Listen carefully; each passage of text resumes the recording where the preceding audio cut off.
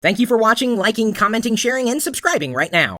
Did you guys ever see that episode of Frasier where Daphne makes British food for breakfast, and it just so happened to coincide with a very uncomfortable moment between Frasier's father and a woman that Frasier's father had just started to see? Oh, hilarious. I mean, hilarious episode. Now, I'm not saying that British food is hilarious. I mean, bangers and mash, I guess. I've never... Well, I guess no, I have had it. Ponzi made it once, which I'm sure is not, completely authentic as it would be if we were having bangers and mash somewhere in Britain. But seeing as neither one of us has been to Britain yet, we've talked about possibly doing a tech conference over there, doing a Gnomedex in the UK. What do you think? Good idea? Bad idea? We'll fill up on bangers and mash and be good to go. Maybe some shepherd's pie. All right, I got keeping in the thread of talking about food from all around the world, asking where all my geeks are from. James Briggs sent me this. He says, "Hey Chris, I have a nice roundup of good old British food for you. Number 1, jams and marmalades. A sweet preserve made from fruit, often strawberries or oranges, though there are a lot of unusual types, such as my favorite, strawberry and chili. It is often served on plain white bread with thick crusts and is thickly spread onto the bread. Making jams and marmalades is also a common part of the British summer, as many people grow their own fruits and make their own preserves, me included. And personally, I have found jams and marmalades to be like a fine wine. The longer you leave it, the better it becomes, until you hit that magic year where it is just right, though this does not work with store-bought jams." And wasn't it Paddington who was addicted to marmalade? He was also addicted to Pac-Man. That episode actually never aired. 2, bangers and mash. Bangers and mash is a nice and simple English meal. It is a good plate of mashed potatoes and a few sausages chucked in, and it all is just covered in sloppings of gravy. I love that word related to food. Sloppings. Number 3, bubble and squeak. Are you making this stuff up? Is this for real? Bubble and squeak?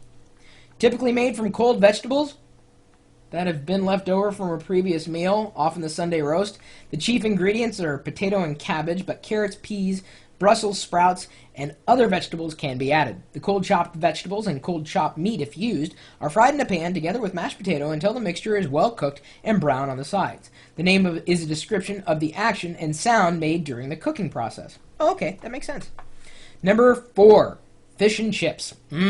Fish, cod, haddock, huss, palais.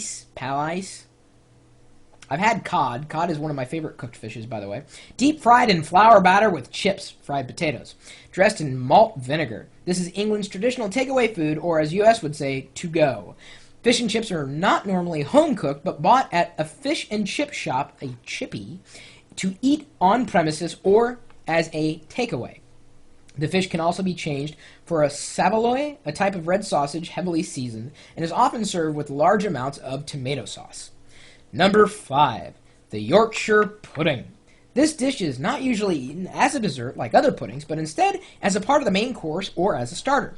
Yorkshire pudding, made from flour, eggs, and milk, is a sort of batter baked in the oven and usually moistened with gravy. The traditional way to eat a Yorkshire pudding is to have a large flat one filled with gravy and vegetables as a starter of the meal. When the meal is over, any unused pudding should be served with jam or ice cream as a dessert. Then the last one is the Sunday roast. This is the cornerstone of the British Empire. Often eaten, I wasn't laughing at the British Empire, it just kind of struck me as funny. Often eaten as a whole family, including aunts, uncles, and other close relatives, is also known as a carvery. The general foods with it are some sort of roasted meat, often beef, chicken, lamb, or pork, roasted potatoes, peas, carrots, the Yorkshire pudding, and other vegetables, and always including the Brussels sprout. Even though very few people do like the sprout, it is still part of the Sunday roast. Why, you may ask? Well, I don't know. Wikipedia didn't know, and no one does. It's just a part of the roast and always will be. It's kind of funny.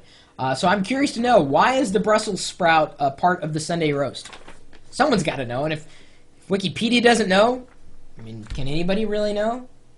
Maybe I don't know. I'm just not a fan of Brussels sprouts or peas or or cooked carrots. I would have a horrible time in England, I think, eating. I like the fish and chips. I could probably stick with that. That does sound kind of good right now. What do you think?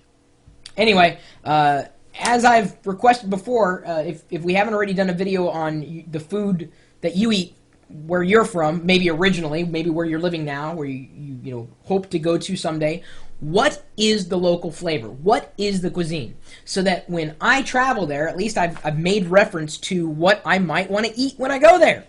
And I know that you're tuning in from all over the galaxy, so, send me your food. Well, not physically shipping me your food, but I mean, send me descriptions for your food, and I'd like to be able to share it with the rest of the community. My email address is chris@pirillo.com. Every once in a while, you'll see me eating a fine American cuisine of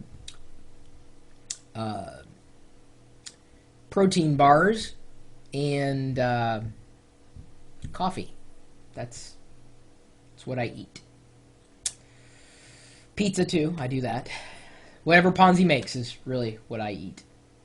No matter, you're welcome to stop by our website where we're typically talking tech. We're exchanging tips and tricks, but I like learning more about you, beyond just the computer that you have or the computer questions that you have. You are welcome to stop by the website so long as you are a friendly chap. See, there you go. Friendly chap. That was my best impression of someone from England. I don't know. I'm stretching now. No matter, the chat room's open 24 hours a day, 7 days a week at live.pirillo.com. We'll see you later.